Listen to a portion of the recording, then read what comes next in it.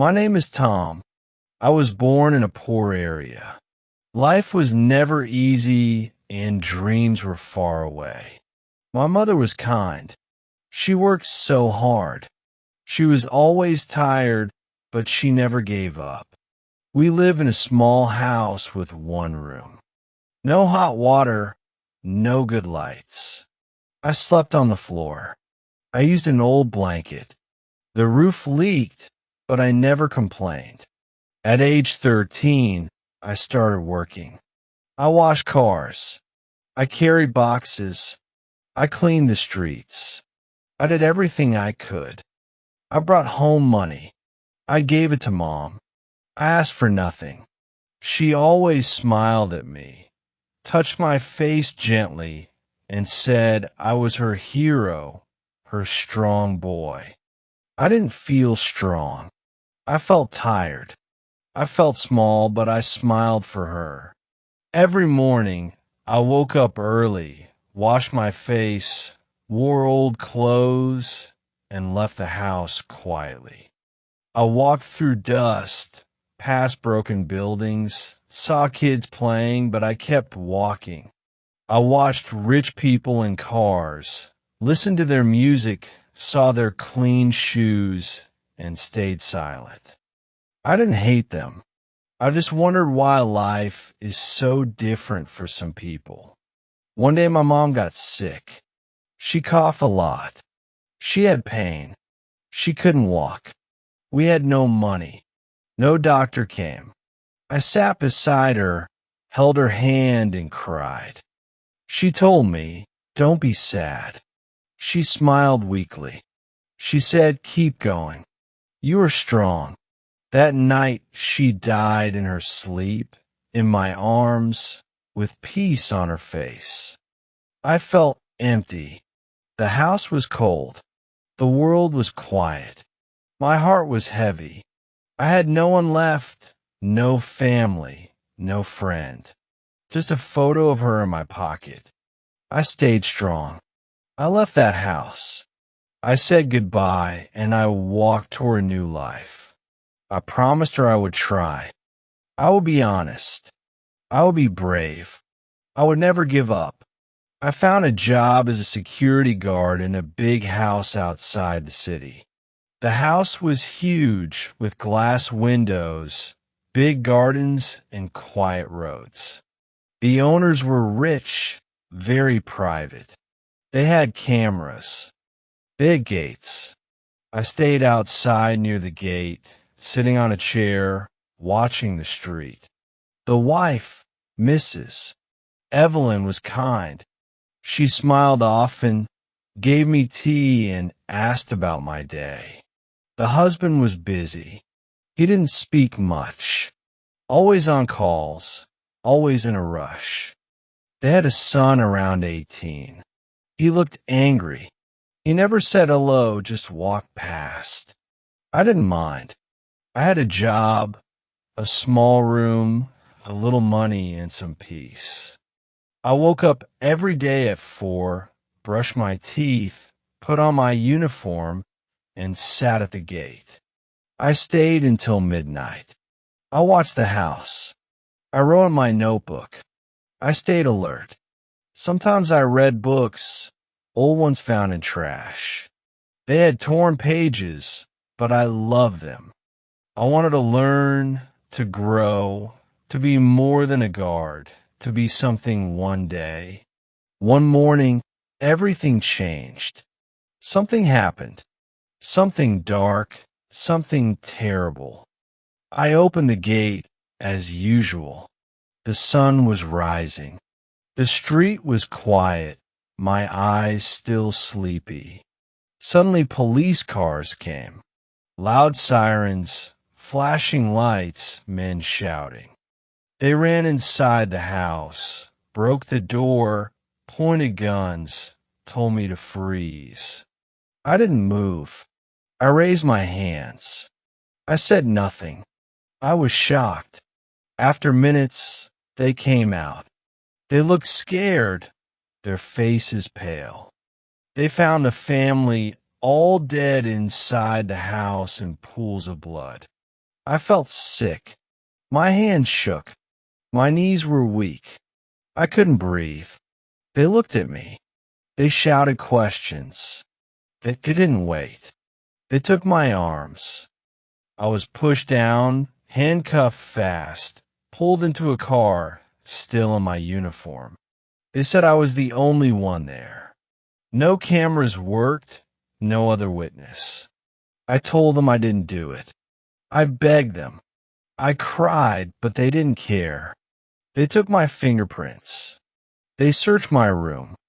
They found nothing, but they said my hands had blood. The door had no marks. I was inside. They showed pictures. The horror, the mess, the pain. I covered my eyes. I wanted to wake up, but this was real. The questions didn't stop.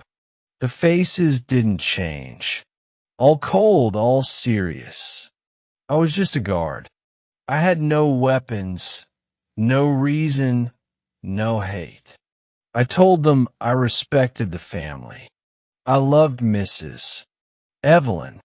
She was kind, but they wrote reports. They shook heads. They closed the case quickly. I was alone.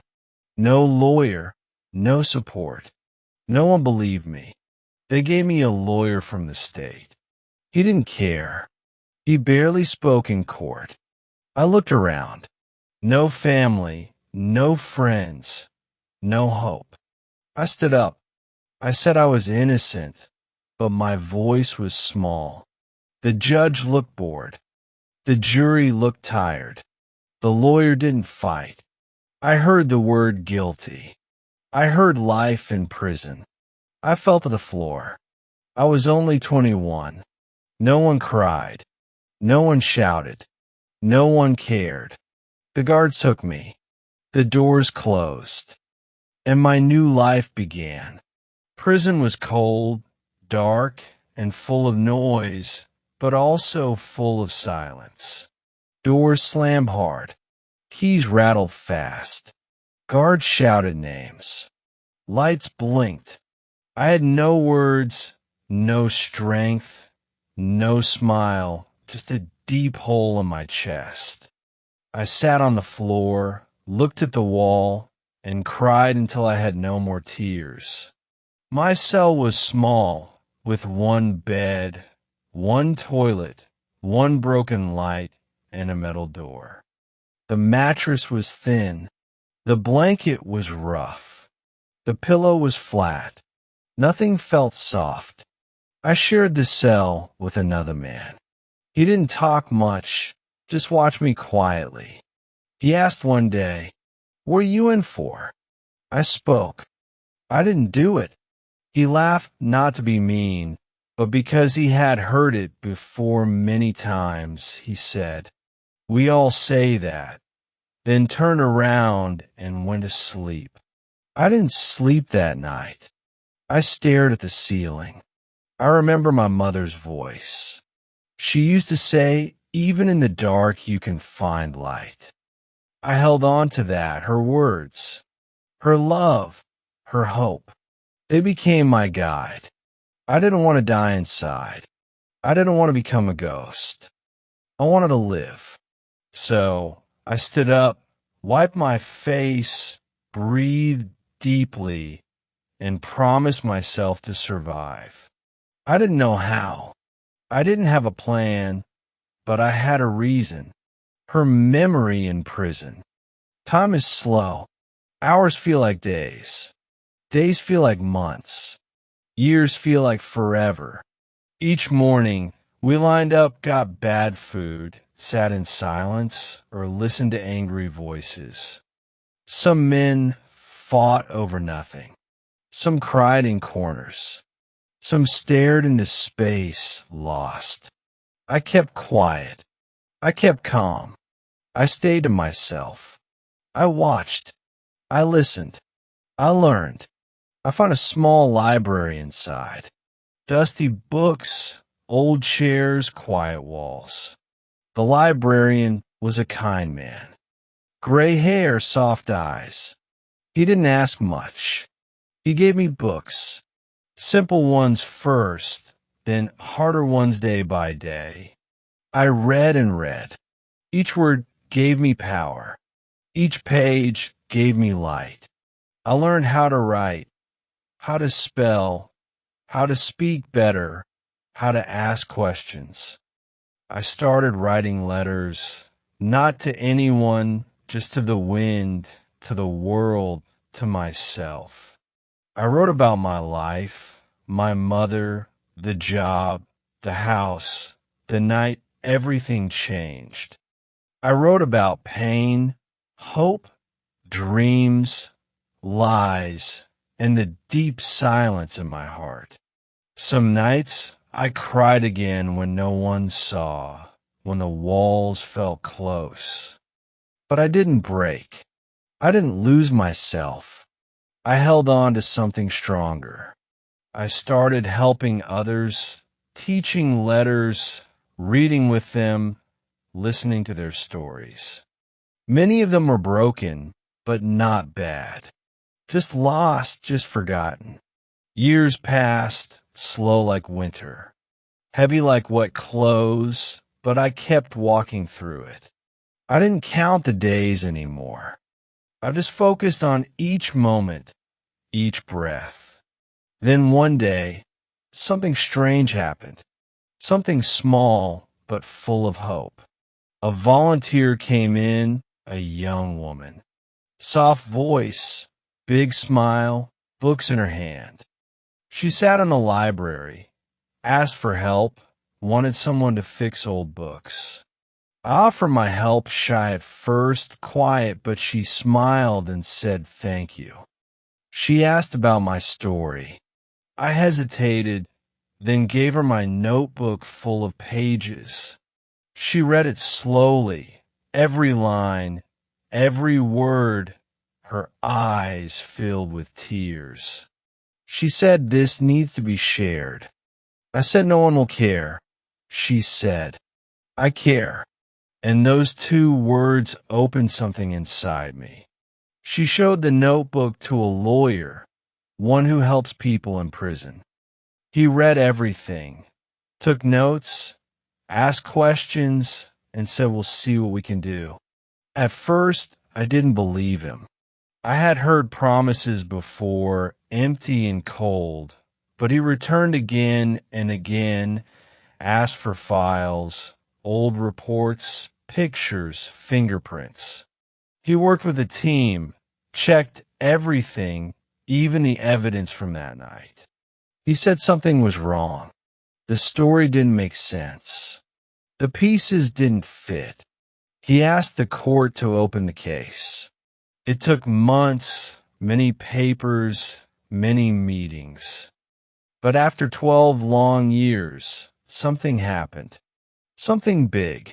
They found DNA on the broken glass, on the doorknob, on a cup inside the house. That DNA wasn't mine. It was someone else's, someone the family knew.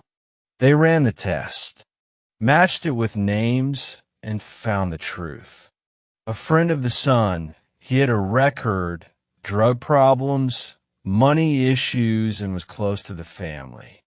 He had disappeared after the crime, moved away, changed his name, started over. But the truth doesn't stay quiet forever. It finds a way like light through cracks. The news came to me in the library. The lawyer stood there, shaking, smiling. He spoke. You're going home. I dropped the book. My hand shook. I couldn't speak. I asked, are you sure? He nodded, eyes wet. He spoke.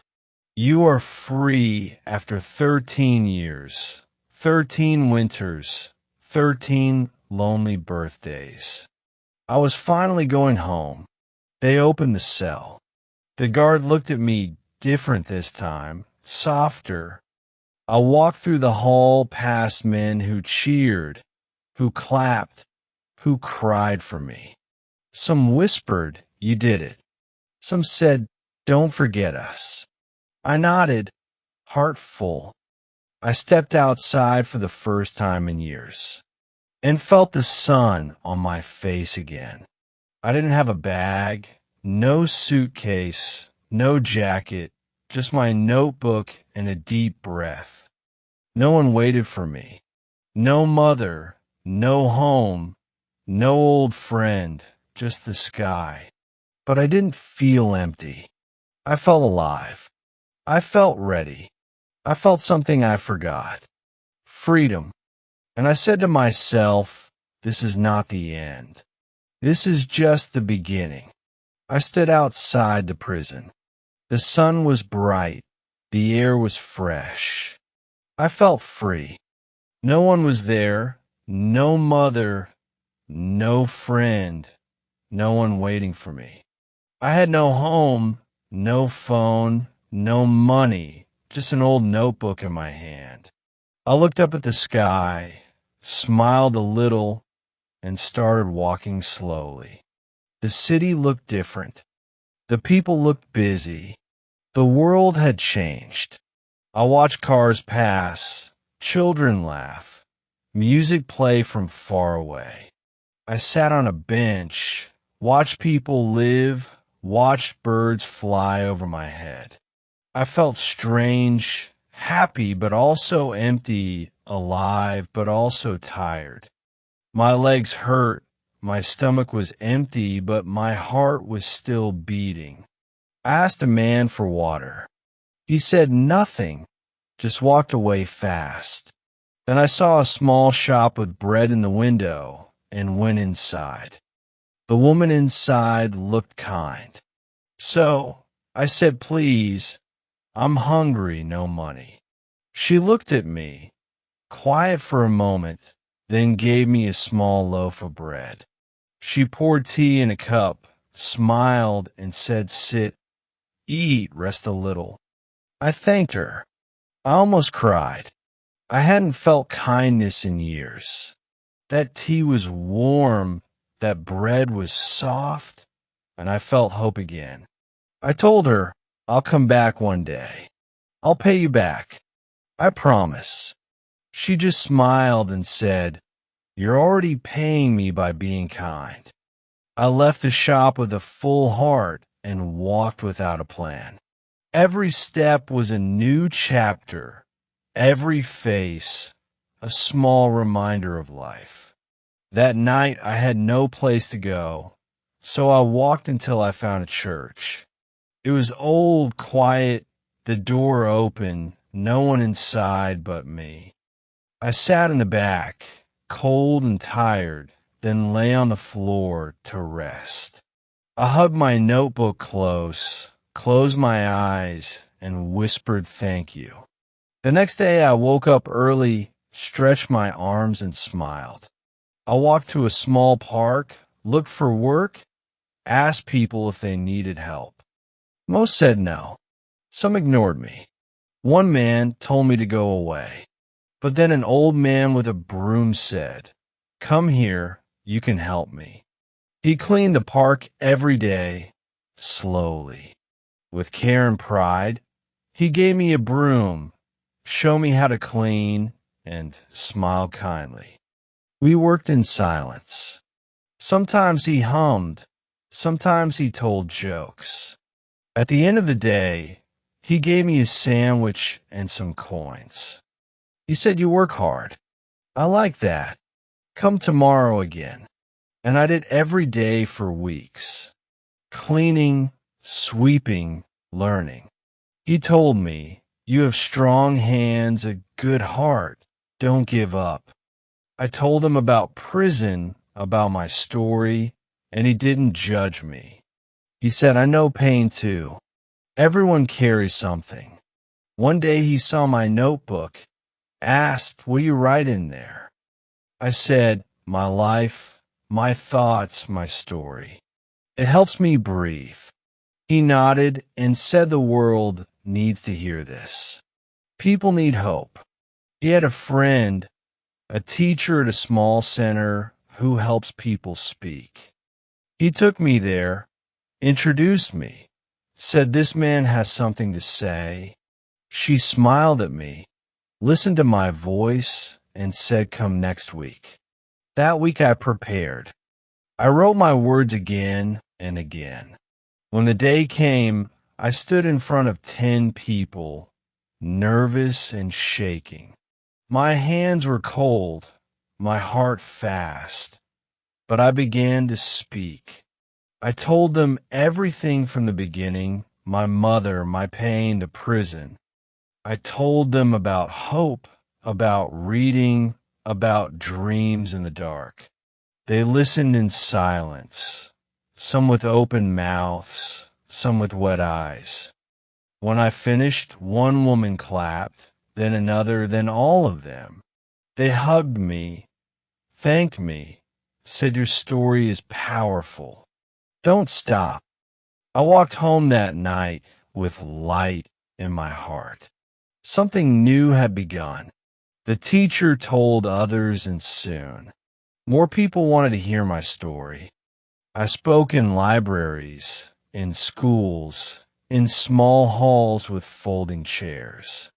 Every place I went, I saw new faces, new hearts opening.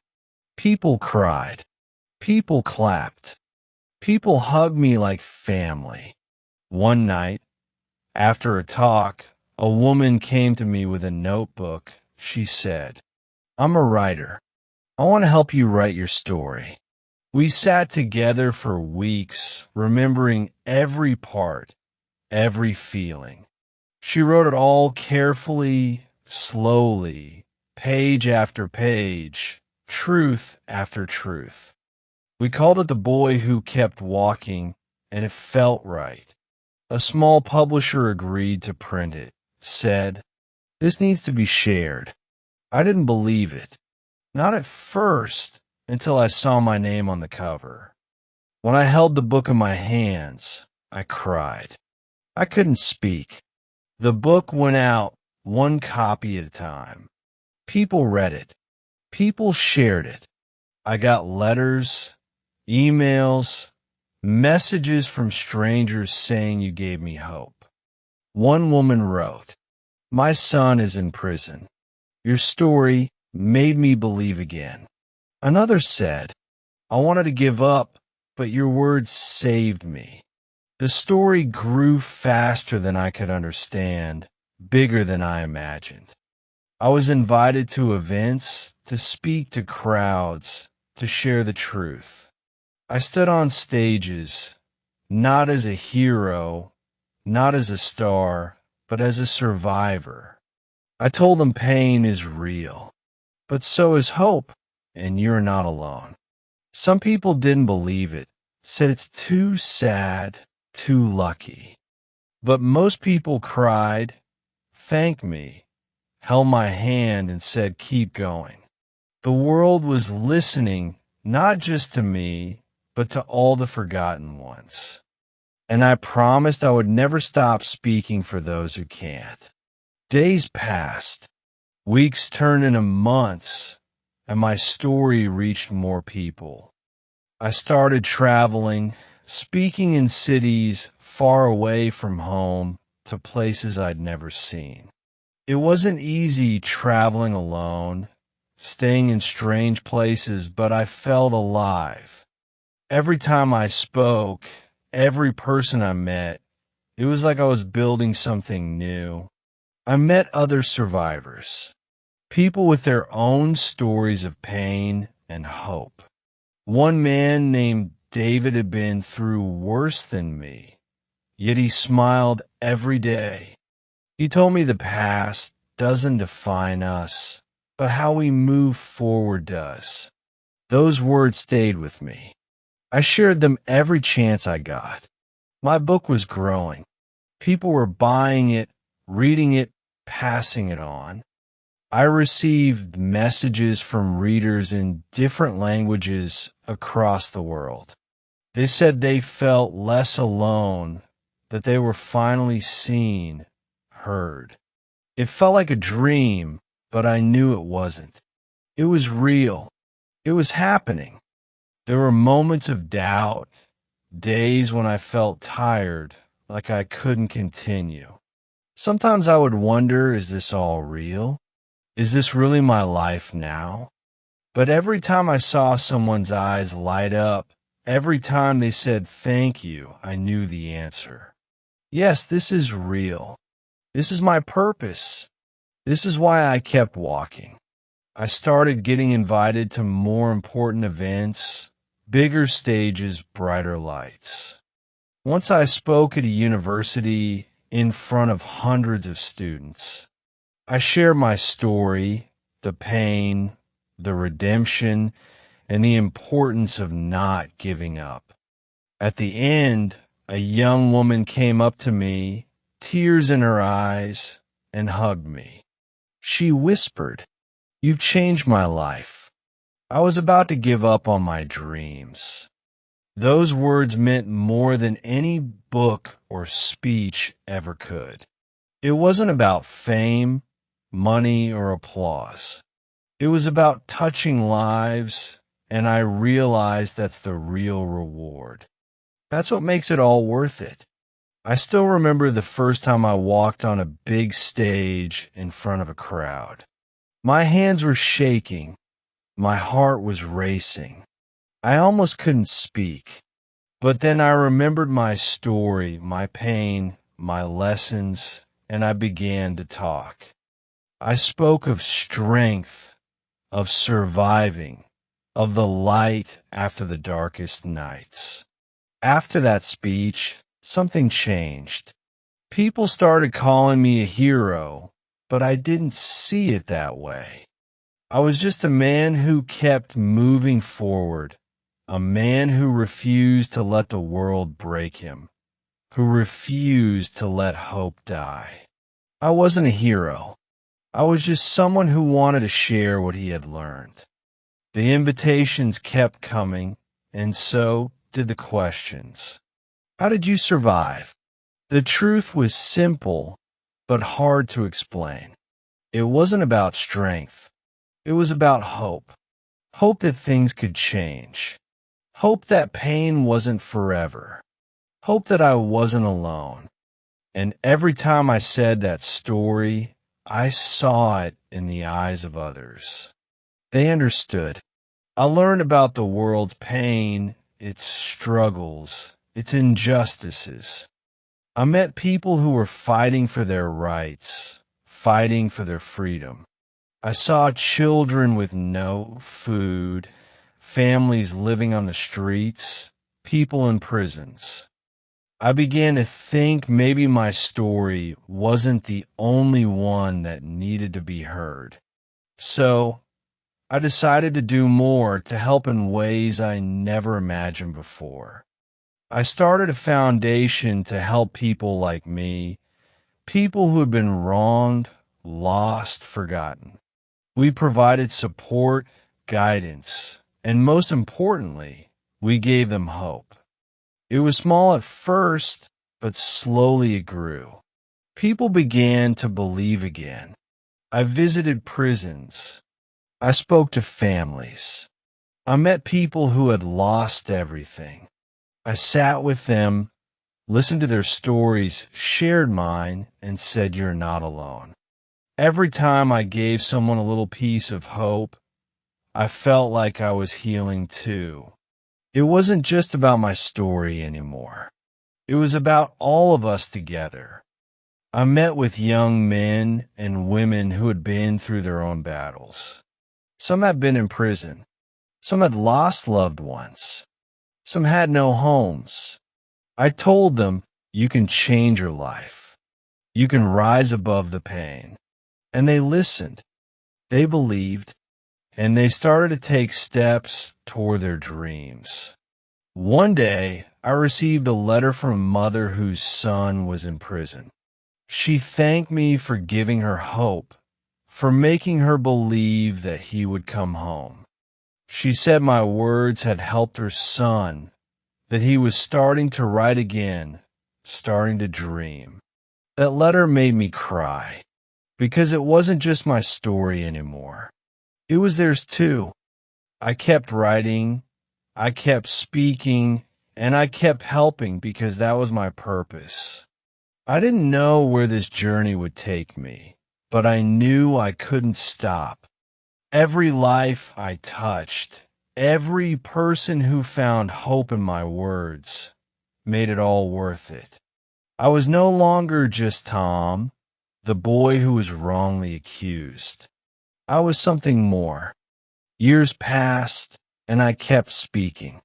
I met more people, heard more stories, and shared more hope. Every day, I learned something new about life and strength. I was no longer just a survivor. I had become a guide for others. I saw lives change, dreams rebuilt, and spirits rise, and in every smile, every tear of joy, I found my purpose. Through pain and suffering, I found redemption. I had walked through darkness, but now I lived in the light.